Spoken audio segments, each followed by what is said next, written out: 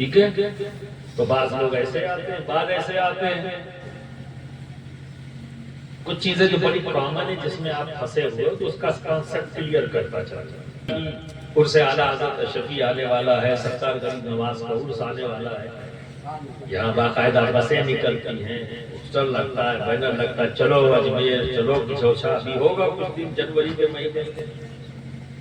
اب کوئی مل گیا وہی جو اللہ کے پاس کچھ کہتا ہے، بندے سے کچھ کہتا ہے، تو وہ کھڑا ہو گیا، بھائی کہاں جا رہے ہو؟ اجمیر شریف۔ کیوں جا رہے ہو؟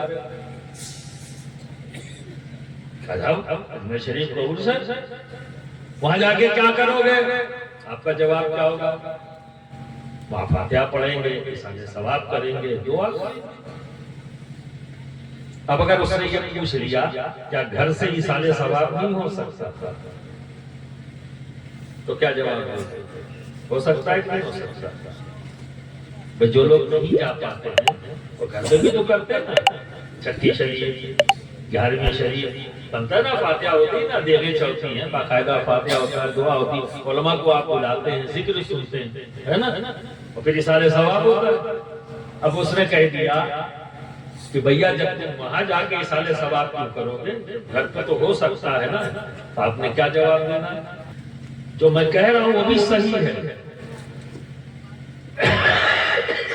احسان ثواب گھر سے بھی ہوگا اور دعا مقبول گھر سے بھی ہوگی، کیونکہ اللہ رب العزت اپنے دوستوں کو رسوا نہیں کرتا، یہ یاد آتا۔ تو یہ اللہ کے دوست ہیں، اور جب ان کے وسیلے سے ہم جب رب سے کچھ مانتے ہیں تو رب تبارک و تعالیٰ اپنے دوستوں کو رسوا نہیں کرتا، یاد آتا۔ سرکار غوث پاک کی بارگاہ میں حاضری دیتا اور جب نہیں جا پاتا تو باقاعدہ یہیں سے احسان ثواب کی محفلیں سجتی ہیں، ذکر ہوتا ہے، دیگیں بنتی ہیں، تبرکات بڑھتے ہیں، لیکن جیسے ہی موقع ملتا ہے فوراً چل رہی ہے۔ یہی کام آپ بھی کرتے ہو، جیسے ہی موقع بنتا ہے، حالات بنتے ہیں، آپ فوراً چلے جاتے ہو۔ گئے تو لیکن کیوں گئے ہو یہی نہیں پتا، کیونکہ ایک بات جان لو، اچھی طرح سے ذہن میں بسا دو، کوئی بھی کسی ولی کی بارگاہ میں خود سے نہیں جاتا، خود سے کبھی نہیں جاتا، جب وہ ولی اجازت دیتا ہے آ جا، تب آپ پہنچتے ہو، بنا اجازت کے آپ نہیں پہنچتے۔ تو جب خیال آتا ہے تو کوئی نہ کوئی ضرورت ہوتی ہے، کوئی پریشانی ہوتی ہے کہ جائیں گے وہاں حاضری دیں گے تو میری یہ پریشانی دور ہو جائے گی۔ تو جب اجازت مل جاتی ہے، تو اجازت جب مل گئی تو کیا مطلب ہوا؟ تمہاری ضرورتوں کی پوٹلی باندھ کے رکھ دی ہے، پھر حکم ہوا آ جاؤ لے جاؤ، ہے نا، بلایا اسی لیے دینے کے لیے، تبھی تو آپ پہنچے۔ پر وہاں آپ کیا کر رہے ہو؟ 4 بار آستانے میں گھسے، دھکا دھکی دے کر پہنچے اندر، اور ہاتھ اٹھایا تو کیا کہا؟ حضور دعا فرما دے یہ مل جائے، یہ مل جائے، یہ کرو، تو پہلے ہی سے مل گیا ہے بھائی، پٹلی بندی ہے، تم پہنچ گئے ہو، تمہیں مل گیا، تمہیں پتہ ہی نہیں ہے، تمہیں تو پتہ ہی نہیں ہے، پر وہی چیز مانگے جا رہے ہو جو تمہیں مل چکا۔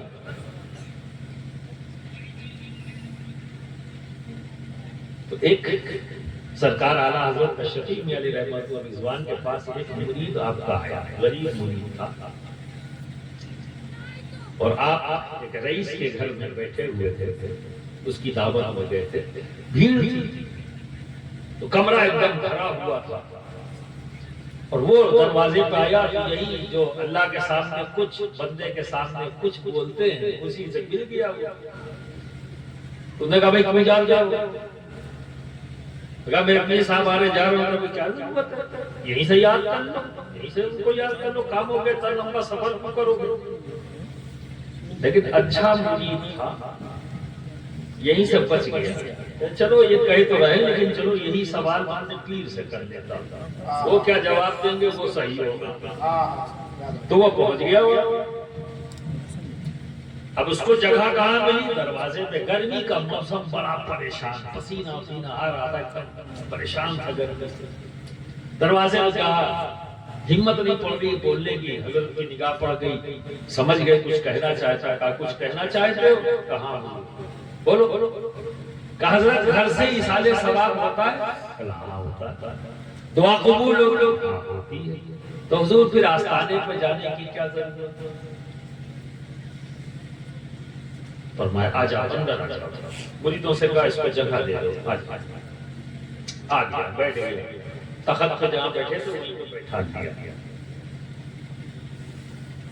وہاں کے جو رئیس تھے وہ آپ نے اپنے پنکھا لیے ہوئے سرکار اعلیٰ حضرت شفیع میاں کو پنکھا جھل رہے.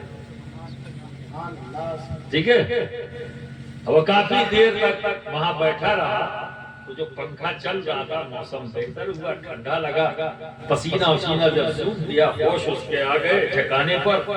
اب جب سکون محسوس کرنے کا لگا تو سرکار اعلیٰ حضرت شفیع میاں نے پوچھا یہ بتاؤ تمہیں کیسا لگا؟ حضور اب اچھا لگا. جب آئے تھے حضور گرمی سے پریشان تھا, پوچھا اس کا تھا اب سکون ہے. کیوں؟ حضور پنکھے کی ہوا لگی, پسینہ سوکھا, ٹھنڈک محسوس ہوئی, اب ذہن دماغ سب اپنے ٹھکانے پہ, ہوش میں ہوں اور سکون محسوس کرتا. تو سرکار اعلیٰ حضرت شفیع میں نے پوچھا یہ بتاؤ یہ جو پنکھا جھل رہے ہیں تمہارے لیے یا میرے لیے؟ یہ جو پنکھا جھل رہے ہیں کس کے لیے؟ کہا حضور یہ تو رئیس ہے, میں اس کے بغل میں بھی نہیں کھڑا ہو سکتا, میری ہمت نہیں, مجھے کیا جھلیں گے, تو آپ ہی کو جھل رہے ہیں. اچھا تو پنکھا میرے لیے جل رہے ہیں تمہارے لیے نہیں؟ کہا بالکل نہیں. کہا لیکن جو ہوا پیدا ہوئی وہ ہوا تجھ تک بھی پہنچی. کہا حضور اسی ہوا سے تو سکون ملا, ٹھنڈک ملی, پسینہ سوکھا. کہنا بس اب سمجھ میں آیا کہ سارے ثواب گھر سے بھی کر سکتے, دعا وہاں سے بھی قبول ہو, لیکن جہاں اللہ کا دوست ہوتا ہے وہاں رب کی رحمتوں کا نزول ہوتا ہے. جب ہم آستانے پر جاتے ہیں تو وہاں اللہ کی رحمتوں کا نزول ہوتا ہے. تو جب وہاں پہنچتے تو ان رحمتوں کی کچھ چیزیں ہمارے بھی دامن میں آ جاتی ہیں. ہائے ہائے زندہ باد زندہ باد. ہمارے دامن میں بھی آ جاتی ہیں. اسی طرح جیسے کہ رحمت نازل جو ولی پر ہوتی ہے, پر جب ہم قریب پہنچ جاتے ہیں تو اس رحمت کی چھینٹیں ہمیں بھی مل جاتی ہیں. اسی طرح جیسے وہ رئیس اپنے پیر کو جھل رہا تھا, ہوا ان کے لیے جھل رہا تھا, پر کمرے میں بیٹھے ہوئے تمام لوگ اس ہوا سے فائدہ پا رہے. تو برادران ملت اسلامیہ ہم گھر سے بھی کریں گے اور جا کر بھی کریں گے. جانے میں فائدہ یہ ہے ان رحمتوں کی چھینٹوں میں سے کچھ بوندیں ہمارے لیے دامن میں آ جاتی ہیں.